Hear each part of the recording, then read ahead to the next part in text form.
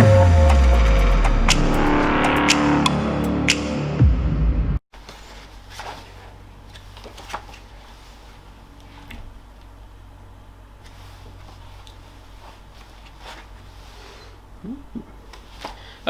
hello. I didn't see you there.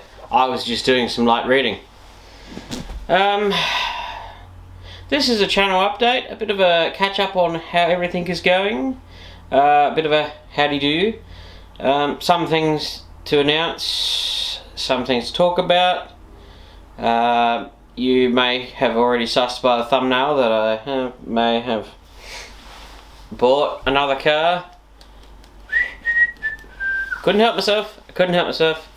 I have a history of doing repairable write-offs. I can't help myself. I just love them. So we'll start with that. I have bought myself, that way up, wait for it. I have bought a Ford Falcon. Surprise, surprise. 2009, so we're talking FG, XR6 Falcon Ute, which is funny because I actually don't like Utes that much. I still seem to have tons of them. I don't know if you'll see this very well on the photos, but this came through Pickles. I've been watching Pickles for a while. This car piqued my interest. I was actually aiming for a VF, as in F for Freddy Commodore, because they're actually really good cars. Honestly, they are miles better than the Falcons of the same era. I know some Ford guys will be like, no, that's not true, you're lying, but they are. Even if you had an AU compared to a VX SS, go the SS, because at least you're going to get a fast car. Because I had one. I went from a VX SS to an AU XR8 220, and it was glacial. I was like, I have bought the wrong car. I went from a Commodore to a Falcon. I went, ah, man. So I'm a Ford fan, but I am also a car guy. I love all of them. So this was bought because I am doing, it's not actually a thing, I'm starting it. I got the idea from Jeff from El Jefe's Chop Shop, you might have seen in my last video. We'll talk about him in a second, and that video. So he is still currently doing what he calls a 30k challenge, which he's buying car parts and wrecking cars and doing that stuff. He took $30 and he's trying to make $30,000 out of it. And actually, honestly, he's doing very well. I believe he said last count he might have been up to about 17 grand. Just from starting with $30, he went to U-Pull-It, bought some car parts, and started flipping them, and has made quite a bit of coin out of it. So I thought, that's a great idea. But I'm going to change a few things. I, myself, am going to do a 50k challenge, because I'm going to be solely doing cars. I said, 50k challenge. I'm going to copy the idea, give him all credit, going, it's a brilliant idea, I'm going to copy it, I'm going to tweak it for my own thing. 50k challenge. The challenge is, you are to buy a car from Pickles, repair it and sell it, and make profit, and keep doing that until you reach 50k.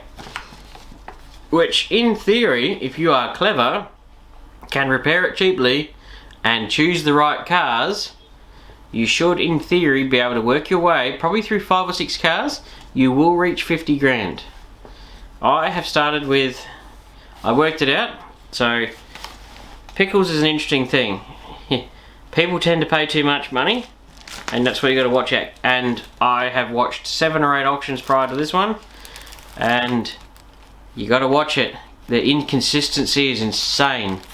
2 weeks ago, there was a VF 2014 Evoque Commodore wagon, went for $4,300, and it had very little damage on it. And by the time it popped up, my brain went, "Oh, that's a really good car." What? It was sold. I was like, So I watched the last 3 auctions and made sure that I actually had enough money to buy a car, no matter what popped up, if it was the right price.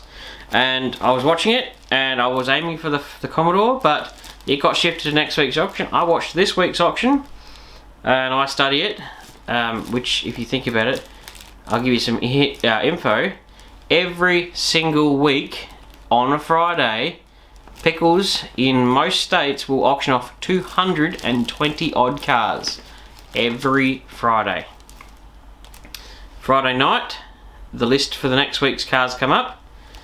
They go up a little bit in number to like 500, and then by Thursday, Thursday, they whittle them down, and by Thursday night, your final lot numbers and cars for the Friday's auction are set.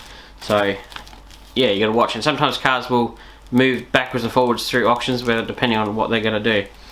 And auction fees are interesting. So there's 13.5% on top of whatever you buy. So I bought this FG Falcon Ute XR6 with 171,000 Ks on it. In red. It's not crash damaged, but it's called malicious damage. It's never pranged anything, but somebody has kicked the living snot out of it.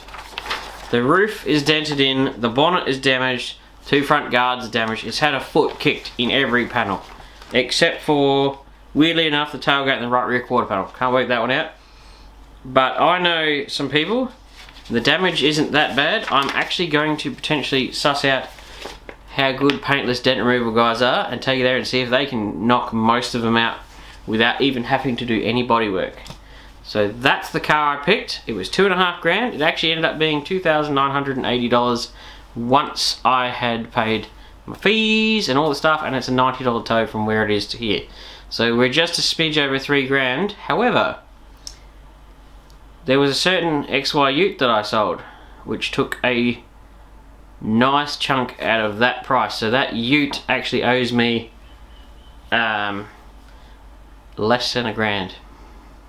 So we're starting off very good. I'm going to fix this Ute in the video, and we're going to work our way through it, and I'm going to run you through taking your car through Pickles and all that, not Pickles, through the auctions. Once again, wrong.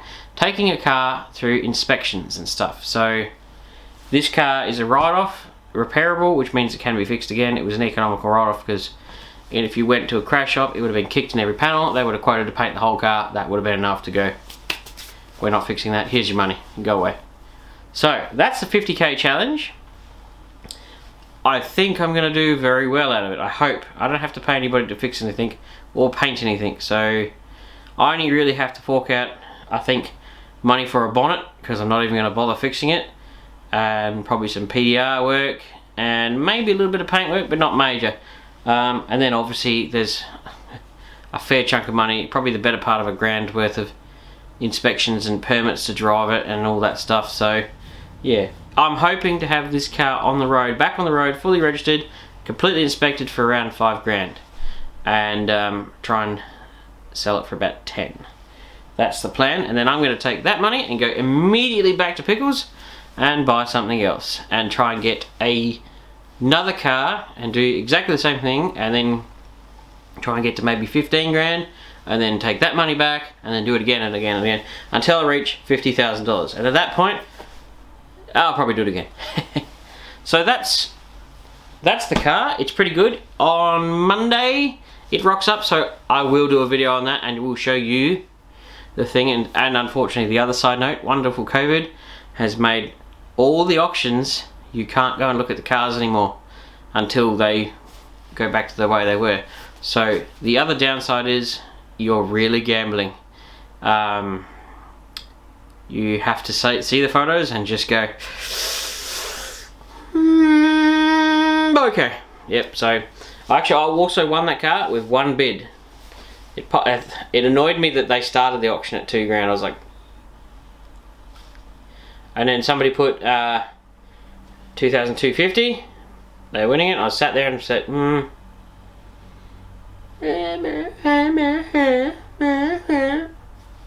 click. 2,500, blah blah blah blah blah blah. Sold. Went, what? Well, I bought a car.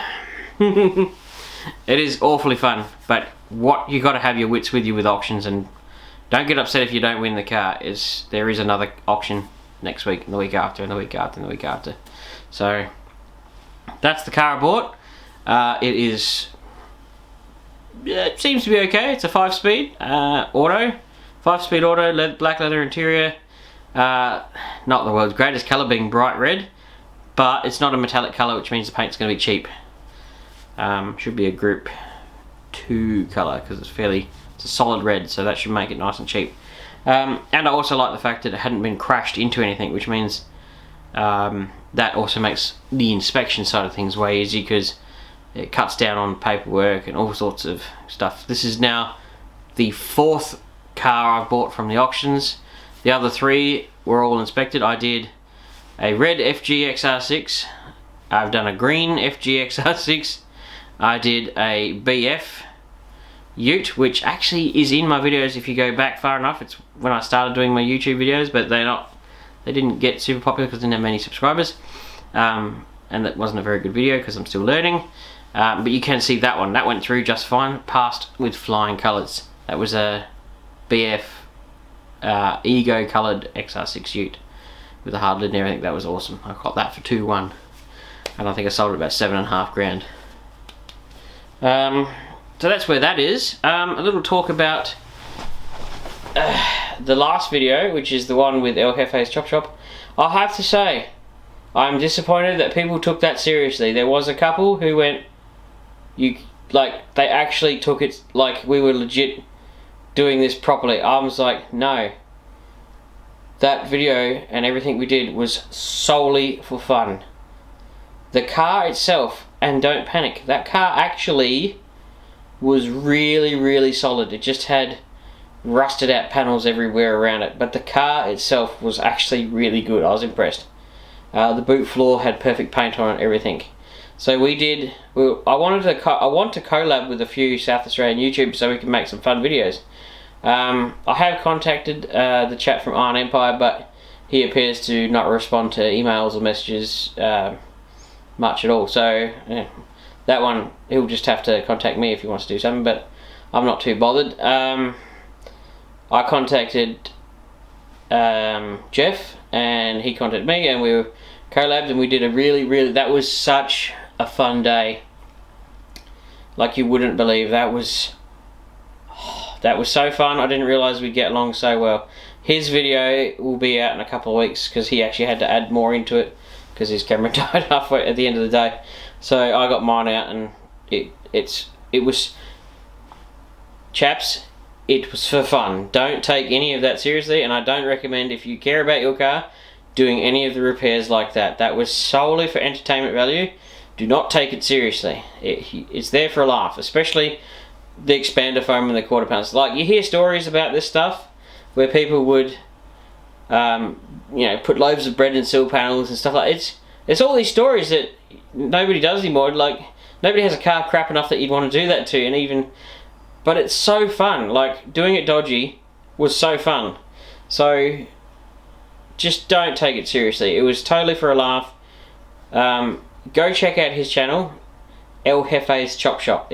He's a fellow South Australian YouTuber. He's quite entertaining. His videos are very funny. I find him incredibly entertaining, and I was stoked to be able to go there and hang out with him for a day and just have a barrel of laughs. It was so good. The other piece of news is the XB. I have been collecting stuff in the background, and I will show you that in a minute. Alrighty, so here we got some parts for the XB. I picked up this door yesterday from Rob, who owns Car Parts Plus in Lonsdale. Great bloke. He's actually the guy who owns the XY Ute. Not the XY Ute, he's the guy who owns the XY Fairmont that I'm restoring in my shop.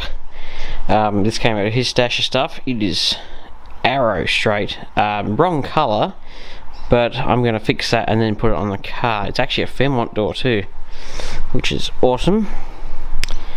So that'll be a good addition to the XB, because mine is absolutely destroyed through there. I got these a while ago. These are XA Fairmont seats. I got them from another subscriber who was really awesome. They will go in with the console and a few things like that once I I've got to buy some of the floor braces to replace things. I've got to take the bench seat out and a few things and put the carpet in, so they will go in when I have to actually take some time off work to actually do that.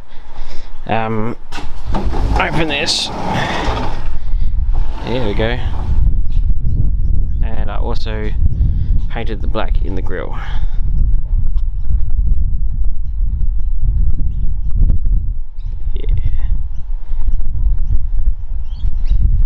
So the old folks are getting a bit of renos done at the house at the moment, so the stuff is everywhere. The car is out the front, not out the back. So unfortunately it's not going to be a massive update on the car, but at least this shows that there will be some progress coming very soon, and I will run you through repairing this door, and I'll do it all legit and properly. I'm probably going to sacrifice the door that's on the car for the inside, because this one is chewed out quite heavily just there, whereas the one on the car, although extremely dented, isn't actually that rusty.